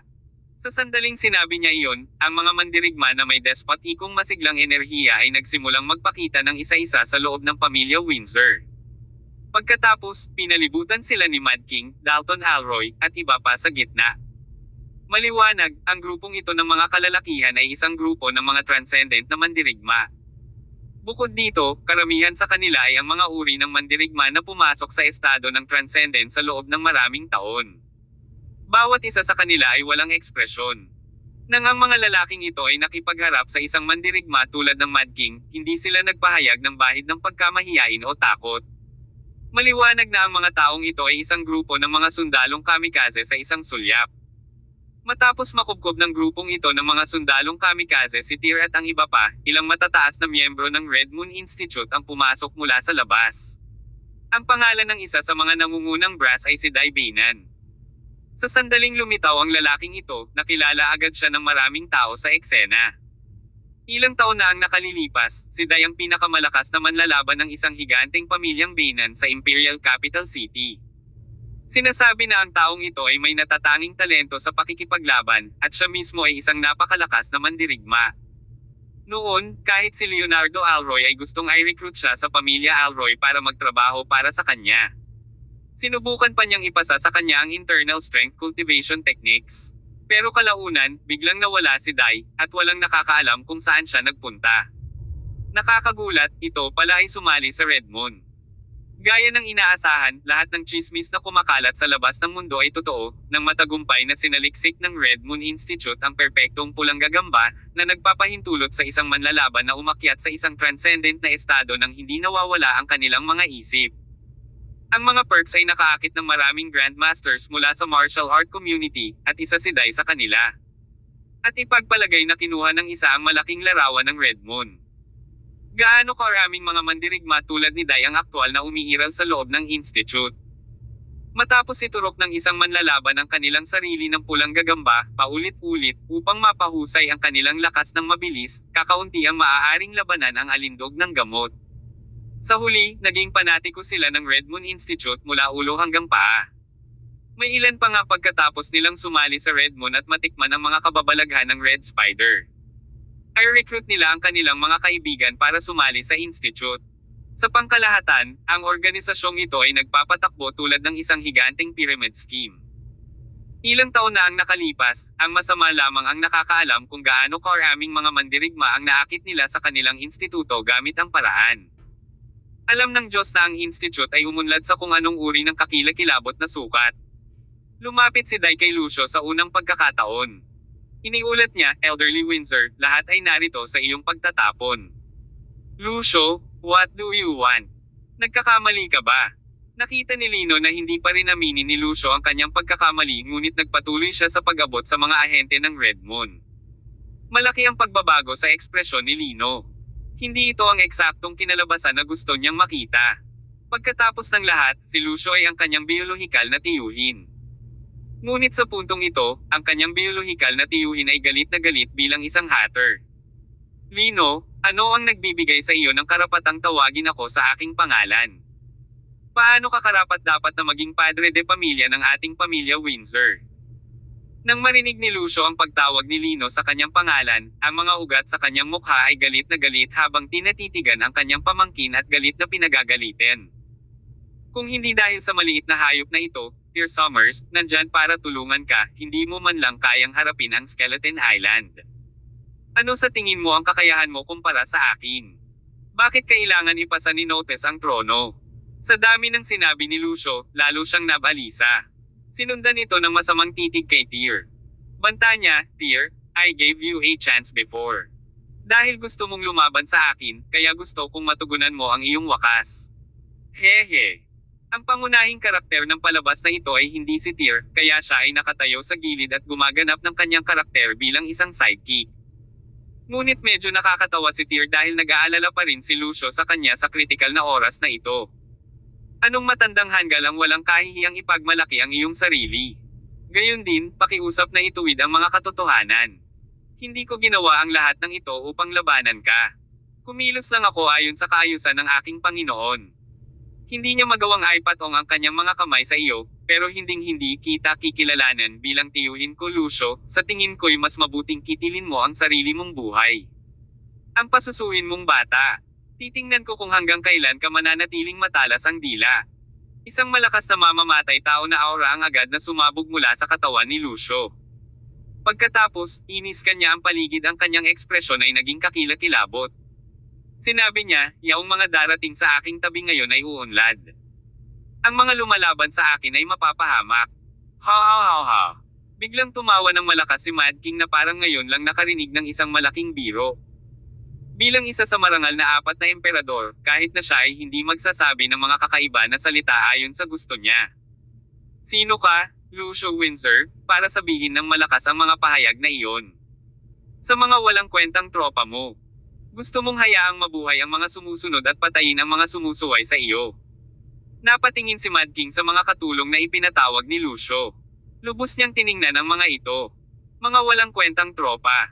Ipapakita ko sa iyo kung paano itong mga walang kwentang tropang sinasabi mo, tapusin mo. Paus na sabi ni Lucio na may nakakatakot na ekspresyon. Inumin mo ang gamot. Ibinigay ni Lucio ang kanyang utos. Pagkatapos, sabay-sabay na inilabas ni Dai at ng iba pang kalalabas lang ang pulang gagamba at itinurok ang gamot sa kanilang leeg. Kasabay nito, si Lucio na rin mismo ang kumuha ng gayuma at itinurok ito sa sarili niyang katawan. Crack crack crack. Sa sandaling iturok ang gamot, naging kakaiba ang ekspresyon ng mga sundalong kamikaze ng Red Moon na ito. Walang anumang liwanag ng sangkatauhan ang natitira sa kanila. Nagsimulang maging nakakatakot ang kanilang mga ekspresyon. Hindi nagtagal, isang nakakatakot na pulang kinang ang lumabas sa kanilang mga mata. Boom! Biglang sumabog ang isang nakakatakot at malakas na enerhiya. Punit-punit na ang mga damit sa katawan nila. Sa sandaling iyon, ang mga sundalong ito ay tila naging isang grupo ng mga primitive na hayop.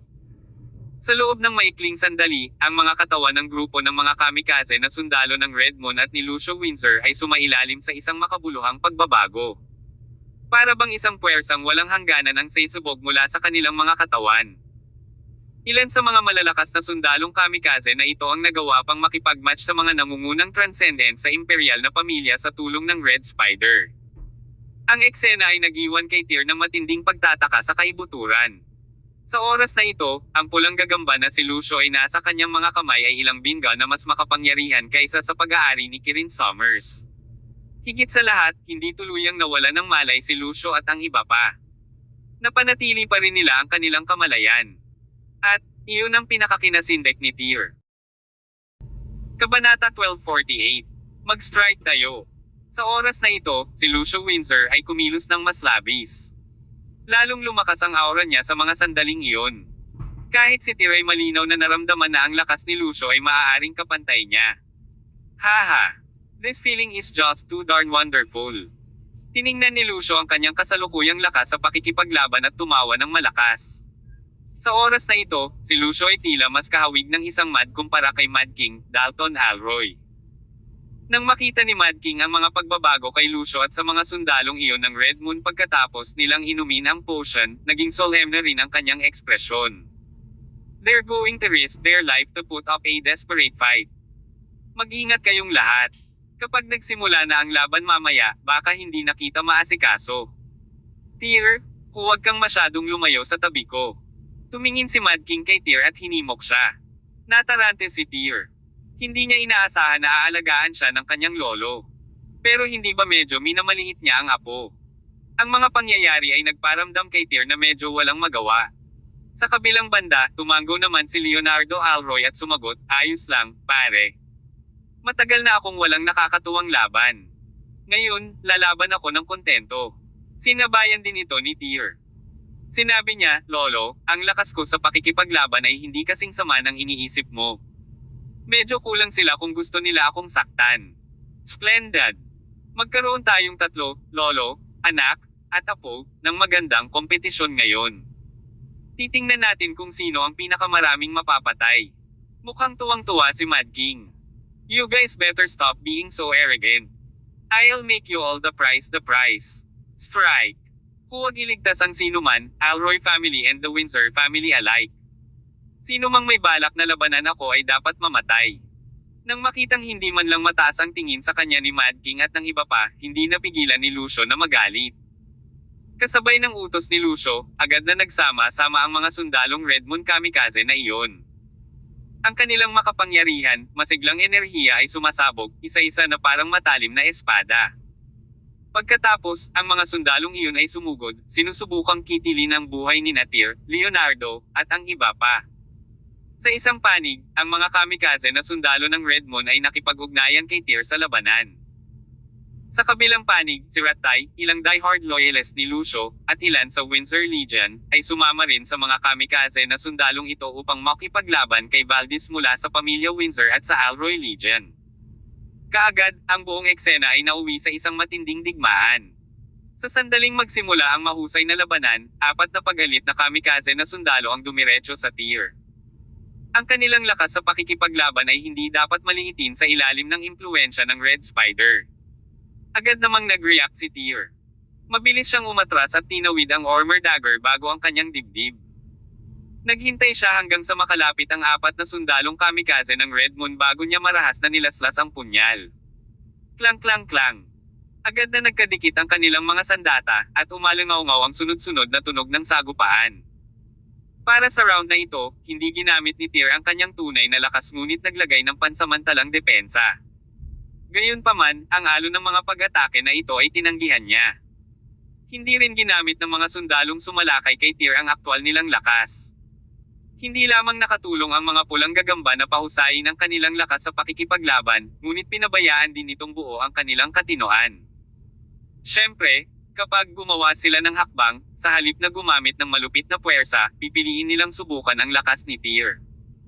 Ang isang pagsubok ay magbibigay daan sa kanila upang malaman kaagad ang lakas ni Tyr. Strike! Baka sa mga mukha nila ang pagkadismaya. Ang grupong ito ng mga sundalo ay ang mga mandirigma na napili pagkatapos ng mabigat na screening. Dahil sa counterattack na inilagay ni Tyr ngayon, kung ginawa nila ito, maaari nilang i-counterkill ang kanilang mga kalaban doon at pagkatapos. Ngunit, ang mga ganting atake ni Tyr ay pantay-pantay lamang sa kanilang mga pansamantalang galaw. Gaya ng inaasahan, akala nila mahina ang lakas ng pakikipaglaban ni Tyr. Ang ilang mga sundalo na kumugkob sa Tyr ay binubuo ng parehong lalaki at babae.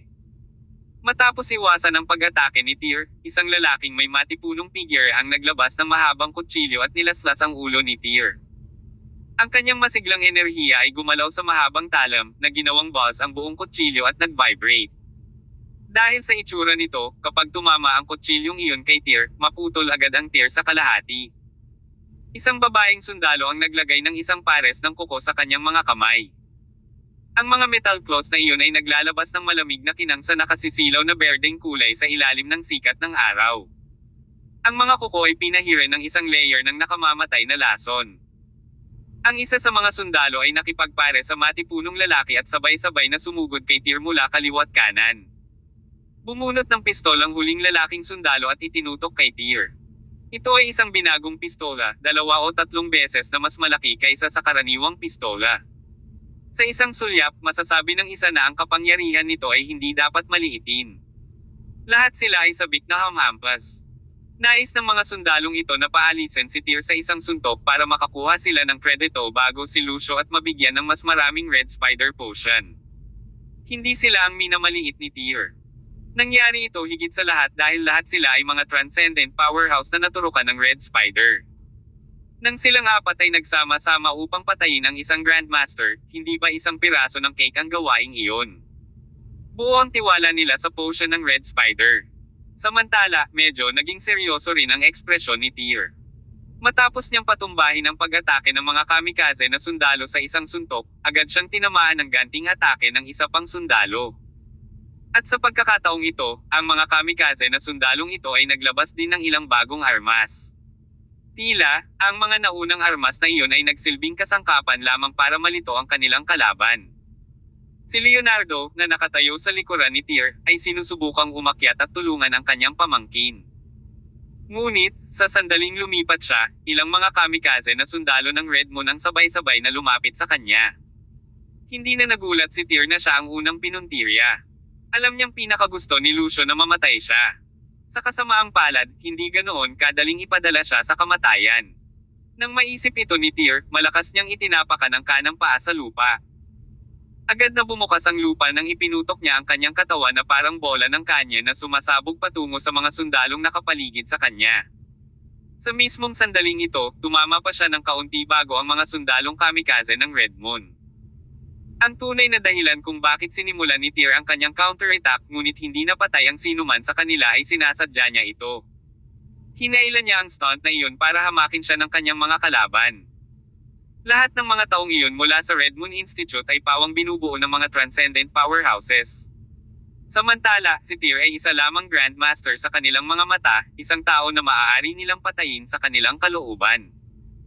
Maaaring samantalahin ni Tyr ang kanilang hindi kahandaan na may ganitong pangunawa ng paghamak at tapusin sila sa isang suntok. Maingat niyang pinlano ang lahat ng ito, lahat para sa sandaling ito. Nang magkasabay na humahampas ang mga kamikaze na sundalong iyon, natalo sila ni Tyr. Bilang karagdagan, sa 9 Steps to Disorientation, na matagal na niyang pinag-aaralan, sa kabuuan, ang kanyang mga lakad ay lalong naging kakaiba at hindi nahuhulaan. Sa isang iglap, nagpakita si Tyr sa harap ng lalaki, na tinutukan siya ng pistola. Sunod-sunod na iniwas ni Tyr ang punyal sa kamay at itinutok sa palso ng lalaki. Sa isang thud, lumitaw sa lupa ang isang kamay na may hawak na baril. Hindi nakareact ang sundalong Red Moon na nakatutok ang kanyang baril kay Tyr. Gusto pa niyang kontrolin ang kamay para hilahin ang gatilyo at putok kay Tyr. Pagkatapos, ilang beses niyang idiniin ang daliri niya ngunit napagtanto niyang walang sumasagot. Pagkatapos nito, tumingin siya sa kanyang palad, ngunit wala siyang nakitang baril sa kanyang kamay. Mas masahol pa sa kanyang palad ay wala nang makita. Pulang dugo ang tumalsik sa lahat ng direksyon, at ang tuod kung saan ang kanyang nawawalang palad ay umaagos na may dugong bumubulwak sa kanyang katawan. Sa sandaling iyon, isang matinding sakit ang naramdaman niya. Mabilis na nabasag ang pawis sa ulo ng sundalo. Mabuka pa lang niya ang kanyang bibig para sumigaw ng ibinato sa kanya ni Tyr ang armor dagger. Hindi. Napaungol ang sundalong iyon sa kawalan ng pag-asa. Pagkatapos, napunit ang kanyang leeg nang bumulwak ang malaking daloy ng dugo mula sa kanyang leeg. Kaya lang, tinakpan ng Transcendent Fighter mula sa Red Moon Institute ang kanyang leeg at nag-aatubili na bumagsak sa lupa. Kabanata 1249. Whirlwind Blade at Phantom Sword. Wala pang 5 segundo ang lumipas mula nang iutos ni Lucio Windsor ang strike. Gayunpaman, si Tyr Summers ang nanguna sa pagpatay sa isang Transcendent Fighter ng Red Moon. Bukod dito, ang kanyang kalaban ay naturukan ng Red Spider Potion. Ang labanan ay nakakuha ng atensyon ng marami sa isang panahon. Kasabay nito, nang matapos ni Tyr ang sundalong kamikaze ng Red Moon, tumalikod siya at sumugod sa babaeng may mga kuko. Nagpatuloy siya sa paghakbang kasama ang hindi kumpletong 9 steps to disorientation at diretsyong ibinagsak ang kanyang katawan sa babae. Ang epekto ng bump na iyon ay nagsiwalat ng pagkakaiba sa pagitan ng pisikal na lakas ng dalawa.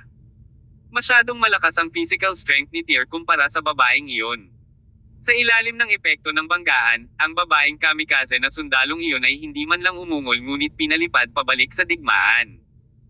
Inilunsad ni Tyr ang 9 steps to disorientation nang lumipad siya at sumulpot sa likuran niya sa loob ng ilang segundo. Sumunod, ginamit niya ang kanyang armor dagger para saksakin siya sa likod. Paglipad niya sa lupa, hinawakan ni Tyr ang damit niya at ibinato sa lalaking may hawak ng kutsilyo. Dama po ang katawan niya sa talam ng lalaking may hawak ng patalim, may malakas na tunog ng saksak ng babae, at ang babaeng sundalong iyon ay napunit sa 2 hati. Napatulala ang lalaking may hawak ng kutsilyo. Hindi niya akalain na ang kanyang kasama ay mamamatay sa ilalim ng kanyang talam. Sa sandali ng kanyang pagkabigla, kumilos muli si Tyr. Ginamit niya ang sandali nang siya ay sumambulat pasulong upang basagin ang kanyang kamao sa nakamamatay na lugar ng lalaking may hawak ng kutsilyo. Ang lalaki ay nahulog sa kanyang kamatayan sa lugar. Ang serye ng mga paggalaw ay maaaring mukhang simple at madali, ngunit nangyari ito dahil sa kanilang pagmamaliit kay Tyr. Sa oras na ito, nakita rin ni Lucio si Tyr na pumatay ng 3 mandirigma sa kanyang tagiliran sa bilis ng kidlat. Kaya naman, nagalit siya ngunit lihim din siyang namangha. Masyadong kahanga-hanga ang performance ni Tyr. Ito ay isang resulta ng isang serye ng mga kalkulasyon at ang kanyang mga kakayahan. Ang kanyang pagkilos ay nakasisilaw sa mga mata ng iba, at mayroong ilang fridge horror doon mismo. Flanagan, umalis ka at patayin mo siya para sa akin. Sigaw ni Lucio sa may likuran niya matapos niyang mapanood ang performance at kakayahan ni Tyr. Samantala, sumugod siya patungo sa Mad King, Dalton Alroy. Si Mad King ang pinakamalakas na manlalaban sa kampo ng karibal. Sa makatuwid, hanggat kaya niyang patayin si Dalton, makokontrol ni Lucio ang sitwasyon. Isang payat at mukhang mahinang lalaki ang tumanggo sa likod ni Lucio. Sa sumunod na segundo, isang iskarlate na kinang-ang nagmula sa kanyang mga mata habang dumiretso siya sa Tyr. Sinagot ni Flanagan ang utos ni Lucio na parang walang kwentang bagay ang pinag-uusapan. No problem, Master Windsor. He is destined for doom. Pagkasabi noon ay mabilis na tumakbo si Flanagan sa direksyon ni Tyr. Literal na kasing bilis ng kidlat ang kanyang bilis. Natigilan si Tyr. Tumingin siya kay Flanagan, na lumapit sa kanya para umani ng kanyang buhay. Bigla na lang, nakaramdam siya ng bakas ng pressure at panganib na papalapit sa kanya. Ang lalaking ito ay halatang mas makapangyarihan kumpara sa iba ngayon lang. Sabi ni Tyr sa kanyang sarili sa kanyang puso. Gayunpaman, ang lalaking ito ay mas malakas lamang ng kaunti kaysa sa langgam kay Tyr. Sa kabilang banda, si Leonardo Alroy ay parang tigre na nanunood sa kawan ng mga tupa. Maraming tao ang namatay sa kanyang mga kamay kaagad. Dahil napakatalino ng pagpatay ni Leonardo, ilang mga commander level na mandirigma ng Red Moon ang nakatutok na sa kanya. Sa loob ng Red Moon Institute, lahat ng ordinaryong miyembro nila ay Transcendent Fighters. Habang ang mga gumawa ng mga commander ay mga mandirigma sa gitna ng mga Transcendents. Gayun din, iyon ang kanilang mga kakayahan ng hindi kumukuha ng Gayuma. Mabilis na tumaas ang kanilang lakas sa pakikipaglaban pagkatapos nilang sama-samang mag-inject ng Red Spider. Walang pagkaantala, 4 na matangkad na lalaki ang nagtungo kay Leonardo upang patayin siya. Sila ay medyo maingat at gumawa pa ng isang pagkubkob sa kanilang paglalakbay upang matiyak na maaari nilang patayin siya sa isang suntok. Isang sundalong kamikaze ng Red Moon na may mahabang espada sa kanyang kamay ang nagpapatay ng ilang mandirigma ng Windsor sa daan patungo kay Leonardo. Walang sabi-sabi, ang mahabang espada sa kanyang kamay ay itinulak diretso sa nakamamatay na lugar ni Leonardo. Sa likod ni Leonardo ay isang commander na nakasuot ng itim na may hawak na malaking kutsilyo, malakas at makapangyarihang hinawakan ng lalaki ang kanyang kutsilyo. Masasabi ng isa kung gaano siya kalakas sa pamamagitan ng pagtingin sa kung gaano kalubha ang kanyang biktima. Lahat ng tinadtad niya ay nagkapira-piraso. Walang pagkakataon na maiwang buo ang bangkay nila. Matapos makataya ng ilang tao, layunin ng lalaking may hawak ng kutsilyo na maalis si Leonardo. Magkasama, lahat ng apat na mandirigma ay nagmula sa iba't ibang direksyon upang patayin si Leonardo. Ang lakas ng pakikipaglaban sa mga gusto ay higit pa sa sapat upang mapuksa ang anumang transcendent powerhouse. At ngayon, lahat ng nakakatakot na kapangyarihang panlaban na ito ay nakatutok kay Leonardo ng magkasama. Tila na pag-usapan nila ito nang sabay-sabay nilang inilunsad ang kanilang mga pag-atake kay Leonardo. Tinusok ng isang lalaki ang mahabang espada sa lalamunan ni Leonardo, ang isa pang lalaki ang naglaslas kay Leonardo gamit ang higanteng espada, habang ang dalawa naman ay may hawak na sibat sa kanilang kamay at itinutok ang sandata sa tadyang ni Leonardo mula kaliwat kanan. Masasabi pa nga na ito ay isang nakamamatay na laro kung saan ang apat sa kanila ay gumugol ng mahabang panahon sa pagtatrabaho upang mabuo ang four-way killing formation sa ngayon ng dahan-dahan. Kung ang pag-atake ay dumating bilang isang sorpresa, ang grupo ay nagkaroon pa ng kumpiyansa na harmony ng apat na emperador sa pagbuo. Pupunta na sana si Leonardo sa ibang lugar matapos niyang tapusin ang isa sa mga kamikaze na sundalo ng Red Moon sa paligid niya. Gayunpaman, bigla niyang naramdaman ang isang krisis na dumarating sa kanya. Hindi niya maiwasang sumimangot. Ang pakiramdam ng panganib ay nagbigay pa sa kanya ng kilabot. Kaya, binigyan niya ng pansin ang kanyang paligid at nakita niya ang kalaban. Whoosh!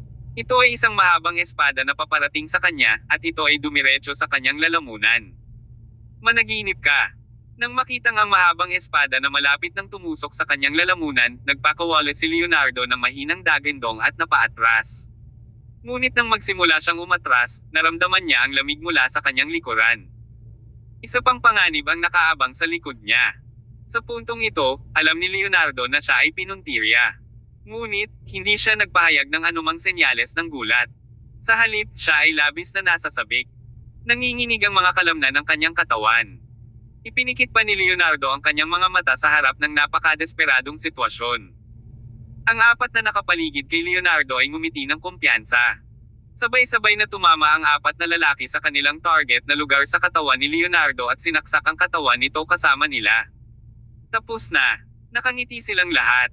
Ngunit hindi nagtagal, natigilan sila dahil nakita nilang unti-unting nawawala ang figure sa kanilang harapan. Ito ay isang after image. Natarante silang apat. Isang malamig na halakhak ang biglang umalangaw-ngaw sa kanilang mga tainga. You guys, mahina at mabagal. Nang marinig ang boses sa kanilang mga tainga, nanlaki ang kanilang mga mata na tila nabigla. Imposible. Ni hindi pwede. Paano ang isang tao ay napakabilis? Anong klaseng bilis ito? Malamig na ngumuso si Leonardo. I do admit that you guys have some capabilities. The problem is the foundation of your strength is too poor. Today, all of you are destined to die here. Anong klaang pagmamayabang? Hindi ako naniniwala na maaari mong panatilihin ang bilis na ito ng matagal. Whirlwind Blade.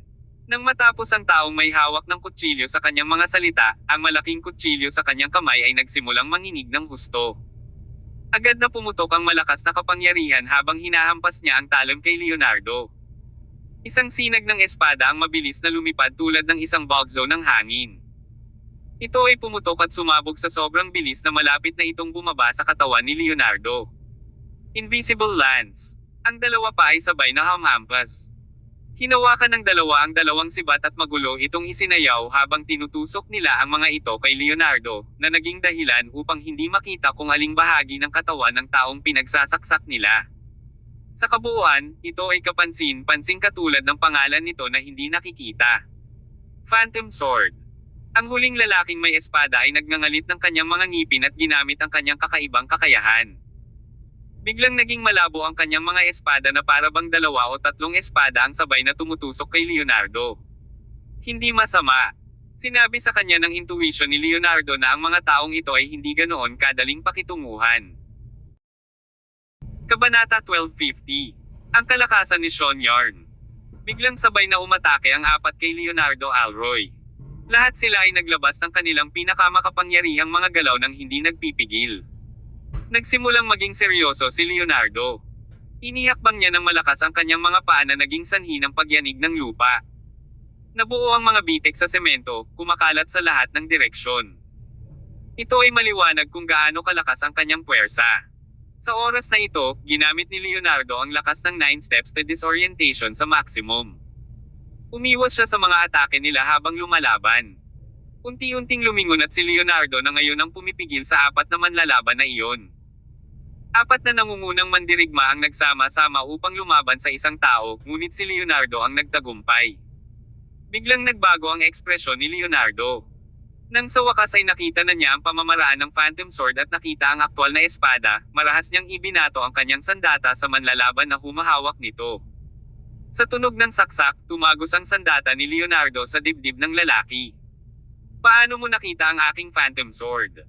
Sa kasamaang palad, ang sagot sa tanong ng lalaki ay ang laslas ng malaking talon sa kamay ni Leonardo. Itinaas ni Leonardo ang kanyang kamay at pilit na inihampas ang espada. Tumalsik ang dugo kung saan-saan habang ang ulo ng tao ay bumaril sa langit at bumagsak sa lupa. Nagpatuloy ang pagtakbo ng katawan ng lalaki sa lupa. Gayunpaman, ang sugat sa kanyang leeg ay parang fountain. Ngunit sa halip na bumulwak ng tubig, ito ay matingkad na pulang mainit na dugo ang bumulwak. Matapos masaksihan ng tatlo ang pagkamatay ng kanilang kasama, namula ang kanilang mga mata at sinugod nila si Leonardo na parang mga halimaw na hayop. Ang apat sa kanila ay sumama sa Red Moon at magkasamang lumaban sa loob ng maraming taon. Ang kanilang relasyon ay palaging kasing lapit ng biolohikal na magkapatid na hindi kailanman naghiwalay. Noong una, inakala nila na ang gawain ngayon ay medyo simple. Ngunit sa hindi inaasahang pagkakataon, bagamat pinakawalan nila ang kanilang pinakamalakas na mga hakbang sa pagpatay, hindi lamang nila nabigo na lipulin ang kanilang target, nawalan pa ng buhay ang isa nilang kapatid. Sa kabuuan, paanong hindi sila masisiraan ng bait? Habang pinapanood ang malaking lalaki na hinahampas siya ng kanyang sandata, inilipat ni Leonardo ang kanyang talon at hinaronggan ang pag-atake. Klang! Isang spark ang nalikha habang walang kahirap-hirap na hinarang ni Leonardo ang buong puwersang pag-atake ng lalaking may hawak ng espada. Sa katunayan, ang pinagsama-samang pag-atake ng apat ay nagbigay ng kaunting pressure kay Leonardo. Gayunpaman, ang kanyang bilis ay hindi kapanipaniwala. Matapos niyang patayin ang isa sa kanila, ang lakas ng pakikipaglaban ng kanyang mga kalaban ay bumagsak ng husto, at hindi na sila banta kay Leonardo. Pagkatapos ay activate ang 9 steps to disorientation, ang bilis ni Leonardo ay mas mabilis kaysa kay Tear Summers. Ang iba ay may kakayahang makita lamang ang guhit na anino na naiwan niya. Sa isang kisap mata, lumitaw si Leonardo sa likod ng isa sa mga mandirigma at inilagay ang kanyang mahabang talon sa leeg ng lalaki. Maging mabuting tao ka sa susunod mong buhay. Walang ekspresyon ang mukha ni Leonardo habang pilit na nilalaslas ang kanyang talam. Sumunod, dumiretso siya sa pinuno ng squad na may dalang sibat. Matapos makalayo si Leonardo, ang lalaking kanina pa niya laslas ng lalamunan ay naglalaslas pa rin ng kanyang talam. Nakatayo siya nang hindi gumagalaw, na may bahagyang pulang marka sa kanyang leeg na unti-unting dumudules. Nang umihip ang hangin, bumagsak ang kanyang ulo sa lupa at tumalsik ang kanyang dugo kung saan-saan, bago ang kanyang katawan ay bumagsak sa lupa ng may kalabog. Ang eksena ay nagpahiwatig kung gaano kalakas ang lakas ng pakikipaglaban ni Leonardo. Kaya niyang kontrolin ang laki ng sugat na nilikha ng kanyang malaking talam. Nagawa niyang maglaslas ng sugat na kasing kapal lang ng sinulid kung gugustuhin niya, at kaya niyang putulin ang isang buong ulo na nag-iiwan lamang ng bakas ng sugat. Ilang miyembro ng Red Moon ang nagsimulang sadyang umiwas kay Leonardo. Natakot sila dahil sa aura niya. Invisible Lance. Sa sandaling ito, ang dalawang sundalong kamikaze ng Red Moon ay mabangis na sumugod kay Leonardo gamit ang kanilang mga sibat, naubos na nila ang lahat ng mga galaw na magagamit nila, ngunit nabigo pa rin siyang pigilan. Klang klang klang. Ang dalawang sibat na iyon ay sumayaw sa paraang hindi natatagusan, at hinaronggan nila ang lahat ng pag-atake ni Leonardo. Isang excited na ngiti ang lumitaw sa mukha ni Leonardo, at unti-unting naging kakaiba ang kanyang ekspresyon. Pinulot ang kanyang talem, pinalakas niya ang kanyang mga paa at tumakbo palabas na parang bola ng kanyen, na sumugod sa likod ng duo na may hawak na sibat sa isang iglap. Marahas na nilaslas ni Leonardo ang kanyang talem at tinadtad sa paggalaw pababa mula sa itaas hanggang sa ibaba. Ang kanyang pag-atake ay dumapo mismo sa isa sa mga sundalo ng Red Moon. Parg! Isang malungkot na hiyawan ang umalangaw-ngaw, at isang malaking halaga ng dugo ang tumalsik mula sa magkabilang gilid ng katawan ng sundalo. Sunod, ibinagsak ni Leonardo ang talem sa kanyang kamay at ibinaling ang atensyon sa isang lalaki. Nanlaki ang mga mata ng Red Moon Fighter na hindi makapaniwala. Pow! Umalangaw-ngaw ang tunog ng sibat na nahulog sa lupa. Biglang nahati sa magkabilang gilid ang katawan ng lalaking katatapos lang malaslas. Parang 2 piraso ng papel na hugis tao na pinagdikit na ngayon ay hinihila sa magkabilang gilid. Ang harap na kalahati ng kanyang katawan ay bumagsak pasulong, habang ang likod na kalahati ay nanatili sa isang nakatayong posisyon. Ito ay isang ganap na kakilakilabot na slash sa isang ganap na nakakatakot na bilis.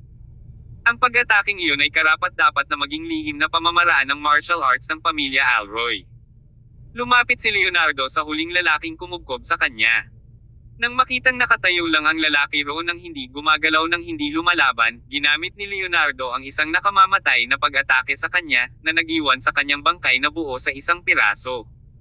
Walang magarbong tungkol sa pag-ataking iyon. Isa lang itong basic slash. Nakontrol ni Leonardo ang kanyang lakas at hindi pinutol ang ulo ng sundalo. Matapos tapusin ang 4 na sundalong kamikaze ng Red Moon, hindi na natili roon si Leonardo at agad na lumipat sa ibang direksyon. Bilang anak ng Mad King na si Dalton Alroy, talagang malupit si Leonardo. Samantala, sa kabilang panig, si Sean Yarn ay tila lubos na kalugod-lugod. Ito ay isang mahabang oras mula noong siya ay nakikibahagi sa isang kasiyasyang labanan. Siya ay naging isang transcendent sa loob ng mahabang panahon, ngunit hindi siya nagkaroon ng maraming pagkakataon na makipaglaban sa iba pang mga transcendent mula nang maging isa. Siya ay lumaban sa kanyang puso at nilalaman ngayon. Bagaman ito ay kapanapanabik, si Sean ay nagtamo ng ilang maliliit na pinsala. Gayunpaman, hindi ito maihahambing sa kasiyahang nararamdaman niya ngayon. Sa sandaling ito, tila ibinalik niya ang orasan sa isang dekada na ang nakalipas sa panahon na hindi pa siya naging tagapagtanggol ng pamilya Summers. Noong siya ay isang gumagala-gala na bayani na gumagala sa mundo ng mag-isa, gamit ang kanyang espada upang itaguyod ang katarungan at alisin ang kasamaan. Noon lang, 3 sundalo ng Red Moon ang lumapit at sabay-sabay na inatake si Sean. Lahat sila ay mga mandirigma na may kapangyarihang labanan na mas makapangyarihan kaysa sa karaniwang transcendent. Kayong 3? Tanong ni Sean habang nakatingin sa trio na sumusugod sa kanya. Ang putol na espada sa kanyang kamay ay naglalabas ng umuusok na enerhiya ng talam. Sa isang iglap, sumugod ang isa sa mga kamikaze na sundalo ng Red Moon. Iniswing niya ang mace sa kanyang kamay at ibinabagsak ang sandata kay Sean. Isang malamig na ungol ang kumawala sa bibig ni Sean, humph. Sa pamamagitan ng isang backhand flip, hinaranggan ng putol na espada ang pag-atake ng mace. Napasigaw sa gulat ang sundalong kamikaze ng Red Moon. Nakapagtataka, pilit na lumipad sa kamay niya ang tungkod na nasa kamay niya. Umikot ito ng 12 beses sa ere bago bumagsak sa lupa. Napakalakas. Nang makita ang eksenang ito, nagsimulang tumunog ang mga alarm bell sa ulo ng iba pang 2 sundalo ng Red Moon. Gayunpaman, hindi sila binigyan ni Sean ng pagkakataong mag-react. Muli niyang hinawakan ang putol na espada sa kanyang kamay at pinatay ang isang sundalo sa isang iglap. Bilang dating numero 1 powerhouse sa Hilaga, si Sean ay patuloy na naging walang kapantay na talento ng kanyang henerasyon. Sa kasamaang palad, dahil sa dami ng nakasisilaw na talento sa Imperial Capital City, ang kanyang ningning ay naging medyo mapurol. Gayunpaman, hindi dapat maliitin ang kanyang lakas sa pakikipaglaban. Sa isang kisap mata, natapos na ni Sean ang ilang mga manlalaban. Sa oras na ito, napakaraming tao ang nakapaligid sa kanya. Napakunot ang noo ni Sean nang biglang lumabas ang malakas na enerhiya mula sa kanyang katawan. Pumunta ka sa kamatayan. Nagpakawala ng mahinang dagandong, hinawakan ni Sean ang sirang espada sa kanyang kamay at agad itong inilagay sa dibdib ng isang sundalong Red Moon. Itinaas pa lang ng nasabing sundalo ang talam sa kanyang kamay, balak na pumatay, ngunit tuluyang nahuli ng kanyang kaaway, na agad na tumusok sa kanyang katawan. Paano naging malakas ang matandang ito? Isa-isang nagbago ang mga ekspresyon sa iba pang mga mukha ng mga sundalong kamikaze ng Red Moon, ngunit wala nang babalikan ngayon. Sabay nating atakihin siya. Huwag hayaan siyang makahinga. Sigaw ng isang sundalong Red Moon. Kaagad, hindi mabilang na mga sandata ang bumaril kay Sean.